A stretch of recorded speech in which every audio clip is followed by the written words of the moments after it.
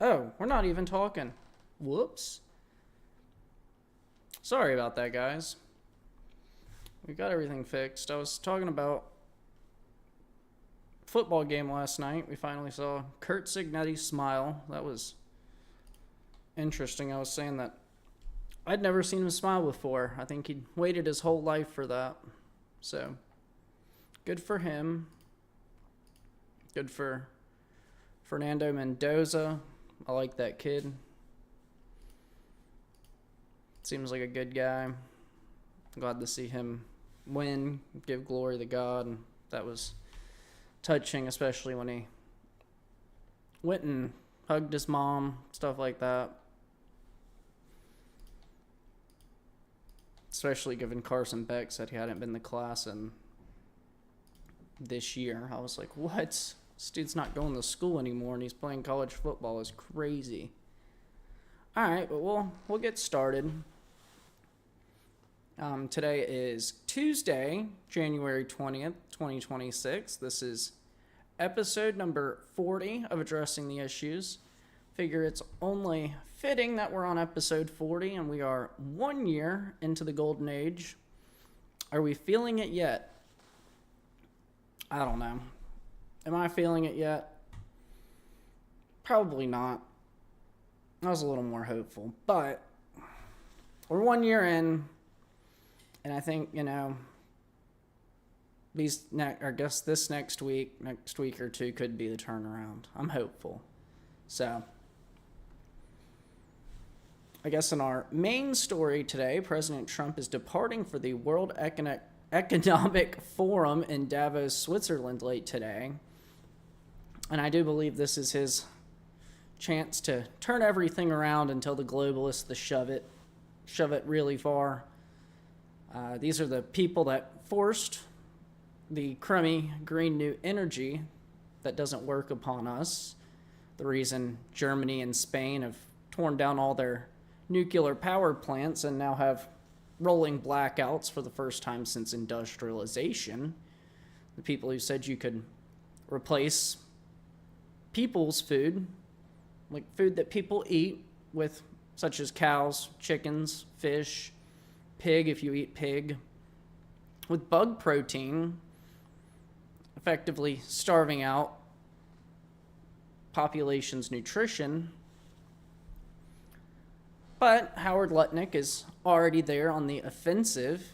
Today, in a statement at the World Economic Forum, he said, "Well, I think you should start at a much higher level. We are in Davos at the World Economic Forum, and the Trump administration and myself, we are here to make a very clear point. Globalization has failed the West and United States of America. It's a failed policy. It is what the WEF, World Economic Forum, that's what that is. It is what the WEF has stood for, which is export, offshore, far shore, and find the cheapest labor in the world, and the world is a better place for it.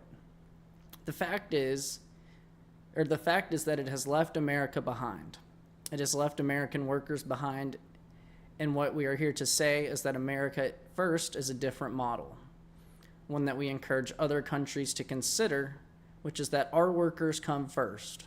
We can have policies that impact our workers. Sovereignty is your borders. You're entitled to have borders. You shouldn't offshore your medicine. You shouldn't offshore your semiconductors. You shouldn't offshore your entire industrial base and have it be hollowed out beneath you. You should not be dependent for that which is fundamental to your sovereignty on any other nation. And if you're going to be dependent on someone, it darn well better be your best allies." Okay, and so that is a different way of thinking. It is completely different than the WEF. I view the WEF as not a flagpole in the middle, but in fact they are the flag. Whichever way the wind blew, so it blew. You should have solar, you should have wind. Why are you going to do solar and wind? Why would Europe agree to be net zero in 2030 when they don't make a battery? They don't make a battery. So if you go 2030, they're deciding to be subservient to China, who makes the batteries. Wow, Lutnick. If you watch it, it's really powerful. It's what our foreign policy should be. But this statement by Lutnick made the entire panel look like they were going to have an aneurysm. Or maybe short circuit. I'm just assuming the people that want you to eat bugs are human. Maybe they're not. I'm just assuming they are. I can't believe that anybody would advocate for people to eat bugs, but we're here. Literally last year, there was a company named Pumbaa that was giving out free samples at the World Economic Forum of their insect protein bars. I'm not sure if that's what anybody wants to eat. I think I'm fine with whey protein, fine with Cliff bars, even Gatorade bars. They're good enough for me. I don't need insect protein. That's just me, though. You know, it allegedly cost $25,000 a night to stay in Davos during the World Economic Forum. You can't even book it online. You have to call these hotels directly to get a room. It's a little exclusive, but these are the people that are sending companies to advertise these products, obviously have $25,000 in funding to advertise bug protein bars. It's a lot of investment. I don't know how much reward there is for that. I don't think the populations of the world are going to take too kindly to being told to eat the bugs. That's just me, though. But if somebody wants to sponsor my trip there next year, I'd much appreciate it. I'd love to ask these people lots of questions. You know, it's only $25,000 a night. Somebody can probably fork that over. You know, I could just stay like 4 nights, 100,000. You can, donate that in the Rumble chat. We'll get over there next year. We can probably get over there this year. Somebody's willing to fork over enough. Probably not, though. But I do want to ask them, why they want to reduce food supply, why they want to use sustainable energy that can't sustain actual countries' populations. Not going to happen. Well, maybe there's somebody in here that can help me out. Oops, I accidentally pinned that. That's crazy. Yeah, maybe there's somebody, Bill Gates. I'd love to ask you some questions. Sponsor my trip, please. Elon Musk. I could be like Elon Musk's personal reporter for that. I think that'd be hilarious. But no, I would like to ask why they want to reduce the food supply for people. I do want to ask why they want to use energy that can't provide heat for people in the winter. I don't know if they'd appreciate that, though. I don't think they'd have any good answers for me, so it's what it is. It's crazy that countries are supposed to get rid of their coal and nuclear power plants, which do in fact sustain baseload power, and replace them with solar and wind power, which, if the weather is bad for a couple of days straight, the entire country runs out of power, especially if you don't have batteries. If China cuts off your supply of batteries, you're definitely going to be without power. You're going to be without heat in the winter. I guess without air conditioning in the summer. That's only a problem for some of us, though. I don't know if Europe even gets hot enough that they even care. They can just sleep hot for all I care. But as we discussed a few weeks back, President Trump intends to lay out his plan to make housing more affordable during his trip to the World Economic Forum. I think this is something that is definitely going to make these rich oligarchs mad. This forum is part of the reason why everything costs so much, from energy to food to housing, which President Trump does intend to address over this trip. And it's, in my opinion, great to see our leaders, fighting back for sovereignty, fighting back against the corrupt, evil, globalist New World Order that is established at these conferences. And hopefully this will be the turning point in the golden age. And other nations around the world will look up to the U.S. They won't be afraid to enjoy sovereignty instead of globalism, self-determination instead of subjection, and freedom instead of tyranny. those that choose to do so will be our allies for the Golden Age instead of victims of the New World Order, kind of like how Howard Lutnick argued earlier today. So my message to people around the world is allow your country to love what it is, and don't allow your country to be guilted into what will be the death of the character of your country. Be proud of your heritage. Be proud of your food, whether that is kielbasa, kimchi, or kebabs. Be proud of your clothing, whether it's kimonos, kilts, or kente. Be proud of your architecture, whether it's Gothic, Tudor, or Khmer. Just be proud of who you are. There's no problem with it. Because if the World Economic Forum has anything to say about it, we'll all be eating bugs. We'll all be wearing the same hemp clothes, and we'll all be living in brutalist concrete block architecture. There won't be any need to travel afterwards, because everywhere will be the same thing. And that's exactly what we're up against. In this battle for diversity, all we're ever going to get is less of it. That's what's going on in Davos right now. They are, arguing that diversity is good, yet the one thing that they are trying to eliminate is diversity. Diversity through migration, diversity through standardization. And we are going to lose things if they succeed. You're going to go to Southeast Asia, and it'll look like the USSR. You'll go to, Africa, and all their clothes will look the exact same as communist Russia. But that's what they want. They want us all eating the same food. They want us eating bugs. No ethnic cuisine, no flavorful foods, just bug protein bars. And that's what the goal of this is, making sure that nobody has sustainable energy, freezing off populations in the winter. That's what the goal of the WEF, World Economic Forum, is. So I do hope, Trump can fight back, reestablish the golden age of America, and create an alliance of countries that don't support this, countries that want to be themselves, countries that look fondly upon their culture and heritage. That's what I hope Trump can get out of this. I hope we can form a new bloc, one that is okay with going against globalist causes, globalist goals, one that is happy with who they are. A lot of Americans are still happy with who they are. They like baseball and football where we use our hands.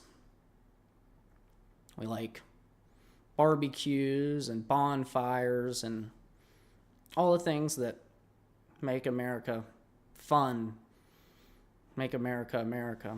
And that's what we're up against, guys. They want more brutalist blocks. They want us living in communist dorm-style housing.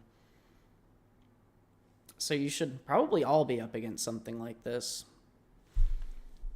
Unless that's what you want. You do want to own nothing, eat bugs, and be cold in the winter. I sure don't. Guess that's why I live where I do. I don't get cold in the winter anymore. Not necessarily as much. Speaking of cold in the winter, huge snowstorm. We'll use this as a little segue into our last main story.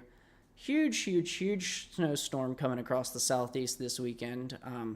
I've seen it being projected from Virginia all the way to Texas.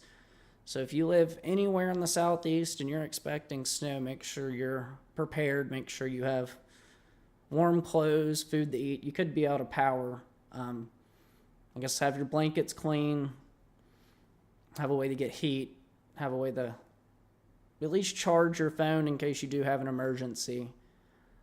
But yeah, just be prepared. This could be a really bad storm according to meteorologists. So I'm just reporting on it. I'm not a meteorologist, but there's no time like the present. If you think there's a possibility you're going to lose power, you should be prepared for that. You should have means of contacting people, means of charging your phone in case you do need to contact people, means of staying warm, and means of eating, keeping your body healthy. Plenty of water, too. Don't want to run out of water. Even if it is cold, you can still get dehydrated. So that's that. Be prepared this weekend, guys. I think it is supposed to start possibly Friday, if I'm not mistaken. Somebody can correct me in the chat if I'm wrong, but yeah, just be prepared. I don't want anybody freezing to death, starving to death over a ice storm. It'd be a lot easier to just go out in the next couple of days, get prepared before it hits, before it happens. Guess it won't hit me. I live where it's too warm, but that's not the majority of America. I am sure of that. So, yesterday, I said that we may look into the events that happened in Miami Beach this weekend, and what has resulted in the wake.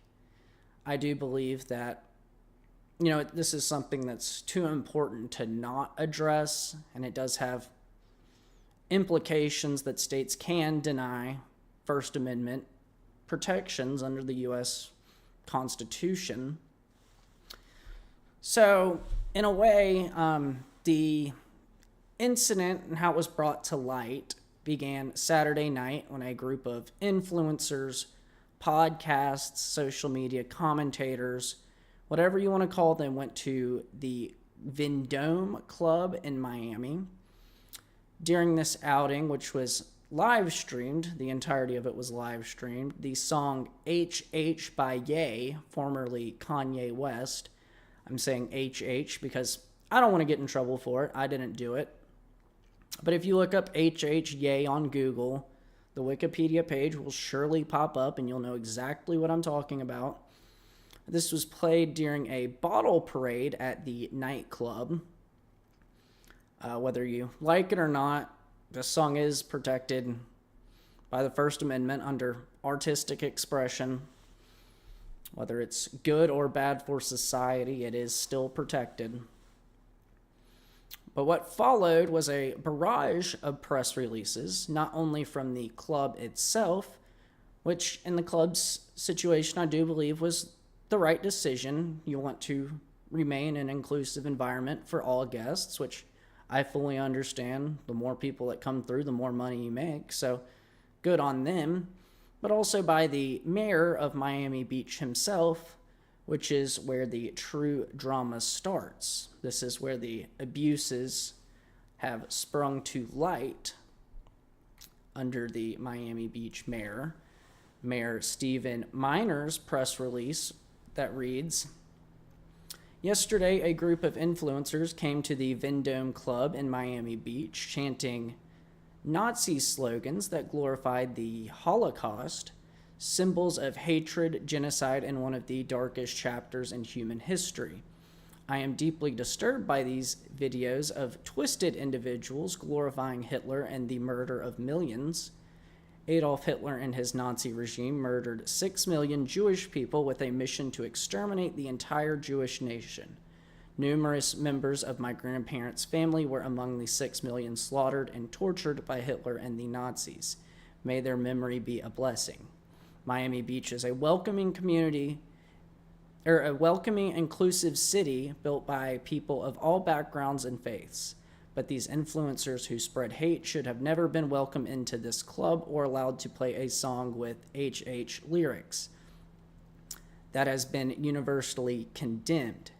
I have and will continue to fight against hate speech against any group, anti-Semitism, hate speech, or the normalization of extremist ideology that has no place in our Miami Beach community, our nightlife, or any public setting.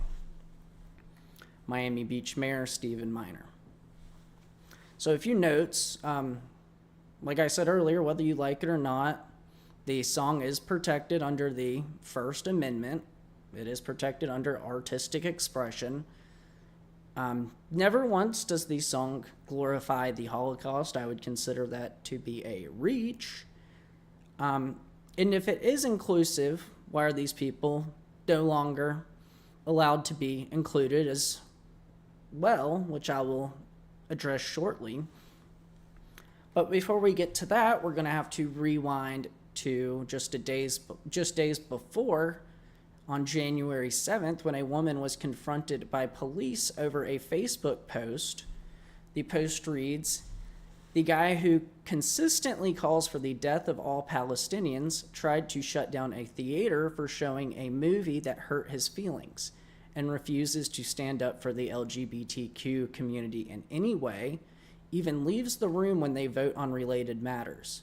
Want you to know that you're all welcome here. Clown emoji, clown emoji, clown emoji." This resulted in 2 identifiable officers at her door just days later, on January 12th. On a video, she recorded her interaction with the officers. She was asked with a screenshot of the post, "Is that your account?" To which she responded, "I refuse to answer any questions without my lawyer present." They respond, "Like I said, you're not going to jail." In my opinion, it's crazy to even insinuate jail for speech. That is not American at all.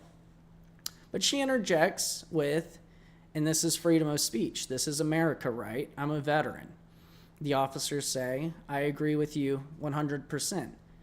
The officers then say, "We just want to see if it's you and if we're talking to the right person.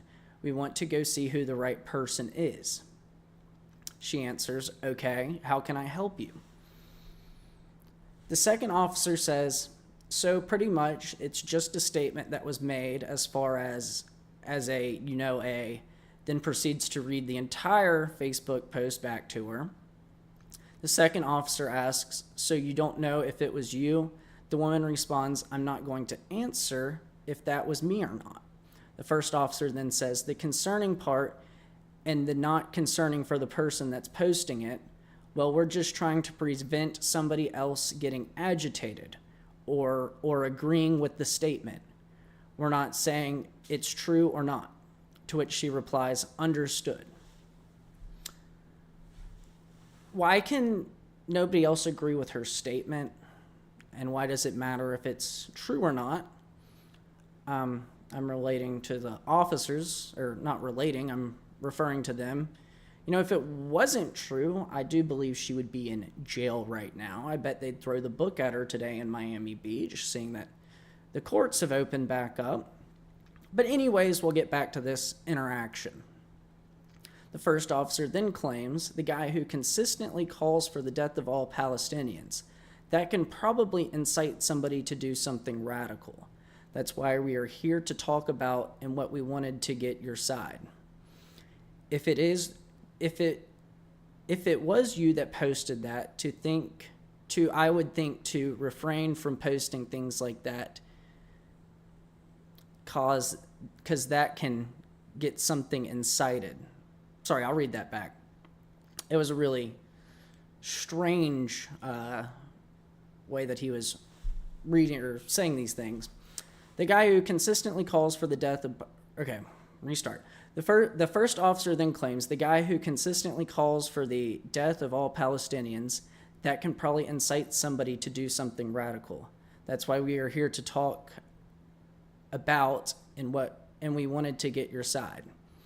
If it was you that posted that, 2, I would think to refrain from posting things like that, because that can get something incited." To which the woman responds, "I appreciate your concern. I appreciate you coming over." The first officer says, "Okay." The second officer inquires, "That's it?" To which the woman responds, "That's it. I'm going to maintain my amendment rights to not answer the question about what I posted." First officer says, while walking off, "Oh yeah, we're good. Thank you for your time. We appreciate it." And the second officer says, "All right, you have a good day." And the woman responds, she says, "You as well, take care," and then both officers leave. So the police entered this woman's place of dwelling to inquire about a social media post. This is something I'd expect in the United Kingdom, not a few minutes away from my home in the United States of America. We do have the First Amendment here. You should be able to say what you want. In the aftermath, these influencers were informed that they were banned. This is going back to the, second occurrence days later. I believe it was Saturday night. In the aftermath, these influencers were informed that they were banned from virtually every hospitality group in the United States after the bottle parade stunt. I don't understand how they have been banned from virtually every hospitality group in the United States for doing something in one nightclub, but I don't know anything. I just don't understand how all these are connected. And why is this what is banned and not the degeneracy culture that these nightclubs promote in Miami Beach, which are filled with OnlyFans sex workers? Why is the mayor's statement condemning of the songs played, which are in fact protected under the First Amendment, like I said, artistic expression, and not the degeneracy that these clubs promote, which in my opinion is much worse? So you may be wondering, how is it possible that the First Amendment can be attacked on so many fronts? And believe it or not, it is state law. It's a state law in which the law itself has to address that it does not diminish or infringe upon any right protected under the First Amendment. Well, I don't understand why these people are banned from clubs across the United States. I guess that is their own decision. But I also don't understand why the police are being sent door to door over speech. That is, like I said, something you could expect in the United Kingdom, not somewhere where you have the First Amendment to free speech, or freedom of expression for that matter. Florida's anti-Semitism law is why this is happening, which was signed overseas by Governor Ron DeSantis. I don't understand that there wasn't anybody in Florida who could have attended or supported it. I think there would have been plenty of people that would be willing to support Ron DeSantis in about any stretch of his governance, especially here in Florida. I personally think of it more as grandstanding against the First Amendment of the United States instead of protecting citizens, which is what laws are supposed to be meant for. However, the law reads, "It is the intent of the legislator to adopt the definition developed by the International Holocaust Remembrance Alliance of the term anti-Semitism to assist in the monitoring and reporting of anti-Semitic hate crimes and discrimination, and to make residents aware of and to combat such incidents in the state."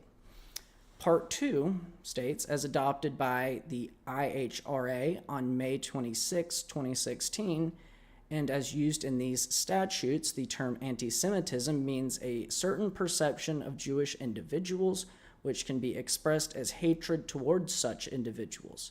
Rhetorical and physical manifestations of anti-Semitism are directed toward Jewish and non-Jewish individuals and their property, and toward Jewish community institutions and religious facilities. Part 3 states, contemporary examples of anti-Semitism include, but are not limited to, all of the following.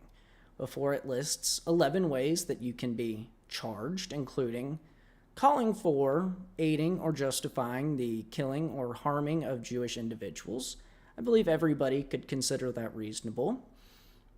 Making mendacious, dehumanizing, demonizing, or stereotypical allegations about Jewish individuals as such, or the power of Jewish people as a collective, such as the myth of a worldwide Jewish conspiracy or of Jewish individuals controlling the media, economy, government, or other societal institutions. There's another part.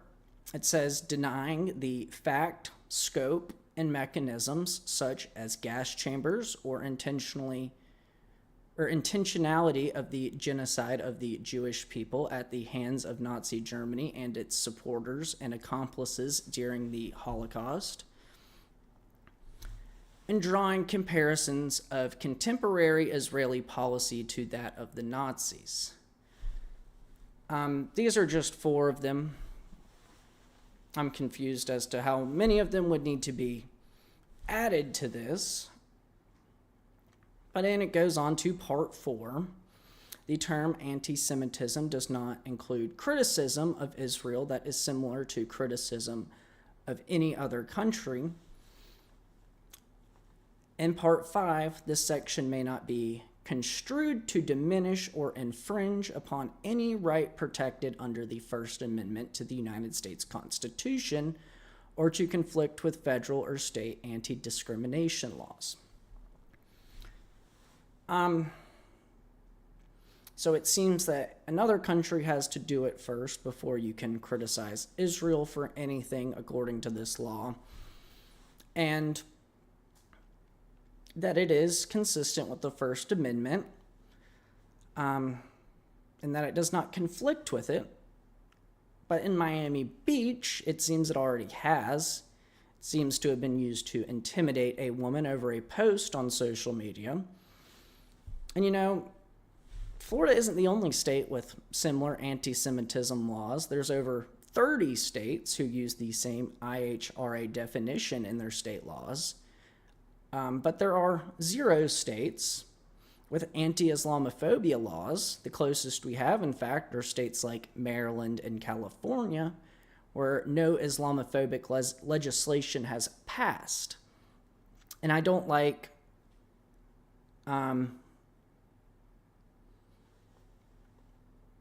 appreciating California, but it seems to be reasonable. There aren't any laws that have been passed in the nation against anti-Christian behaviors. In fact, blasphemy laws have been ruled unconstitutional. Christians just have to make do with the First Amendment, which I believe should suffice for everyone else. People aren't confronted at their door for saying stuff along the lines of the Crusades were evil, or Catholic priests are predators, or Martin Luther colluded with the devil. And I'm not arguing that they should. I don't think you should be addressed at your door over such claims. These are your opinions. They are protected under the First Amendment. I'm just arguing that we do need to be consistent here. This does look like just another example of the double standards of justice in America. You shouldn't make a protected class without equal protections for all other classes. That would include Christians,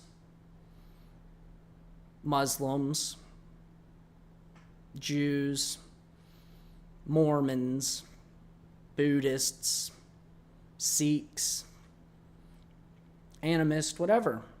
They should all be protected. You shouldn't create protected classes without giving everybody else the same protections. This is a country founded on equality. It's not founded on protected classes. That's my opinion on that. But I said I would talk about it. I did think it was too big to not address. I don't know that national media would ever touch the subject. So I figured, why wouldn't I talk on it? Because it is something that needs to be talked about. These are your First Amendment rights. There is no instance where we should allow our First Amendment rights to be trampled on, whether that be freedom of speech, freedom of expression, freedom of religion. And you can't make concessions for any group without making concessions for all of them. In this sense, it's not equality at that point. It's picking favorites. That's where I am on that. Like I said, I did think that that was something that needed to be talked about, something that needed to be addressed. I hope I did it in an eloquent manner. Really hope so. Because the First Amendment's for everybody. It is for all Americans. All Americans should be treated equally under it. You can't have your cake and eat it too or whatever. So that's where we are with that. Those are all the stories that I have for today. I worked a lot on these first two. But yeah, President Trump is headed over to the World Economic Forum today. And I do believe this could be the start of a golden age in America. And I do hope that the golden age will spread to other nations. I hope that we can finally dissolve this New World Order and shove it to the World Economic Forum. That's where we're at with that. I will be back tomorrow at 4:45 Eastern Time. I guess if everybody drop a like, subscribe, follow, subscribe on YouTube, follow on Rumble. If you do want to pay for my trip to the World Economic Forum, you can do so on Rumble. There's a little donation link. I'll give you a shout out. Maybe put your company in all my videos that I make there. Elon Musk, if you're listening, X would be a great sponsor to have. But yeah, that's all we've got for today. Hope everybody enjoyed the college football playoffs. I thought it was really good this year. I wasn't too impressed with the first 12-team format the year before. This year, it was pretty good. It was pretty darn good. So I hope everybody enjoyed that last night. I didn't even get to talk about everything President Trump said before he left town, left Miami on the tarmac. He had a stellar press gaggle before he left. You could tell he was mean in business. So I hope he takes that with him to Davos. I hope he pushes for the golden age of America. And I hope he can quash this New World Order that doesn't benefit anybody except for the rich oligarchs, the people who can pay for these $2,000 or $25,000 hotel rooms. So yeah, that's where we're at now. Make sure you're light. Drop a comment. Whatever you think about today's show, I'd love to hear it. Just subscribe, follow. I'll see you guys again on Wednesday. I'm going to work on getting some shorts out. Hopefully, I will finally figure out a way to get these onto TikTok, and I guess also other social media platforms. I've heard TikTok's really good, maybe Facebook as well. I'm also working on getting a guest for Saturday's episode. Haven't been successful yet. I have somebody who is considering it, but I don't know if it'll work out. It's somebody we've had on before. We said we'd have them on before. So that's where we're at right now. I'm going to, I guess, shoot one more long shot in the next couple of minutes and see if I can get somebody new on. But if not, it may be a previous guest. Or we'll just have to have another game night if that doesn't work out. But I do hope I can get somebody on for a Saturday episode. So I'm just letting y'all know that's where we sit right now. I wanted to have guest episodes every Saturday after the new year, but I do have to, convince somebody to come on, so that's a little harder than just me turning on the camera and talking to you guys. But yeah, thank you guys for watching the day. Like I always say, your viewership is most important to me. I guess we'll sign off.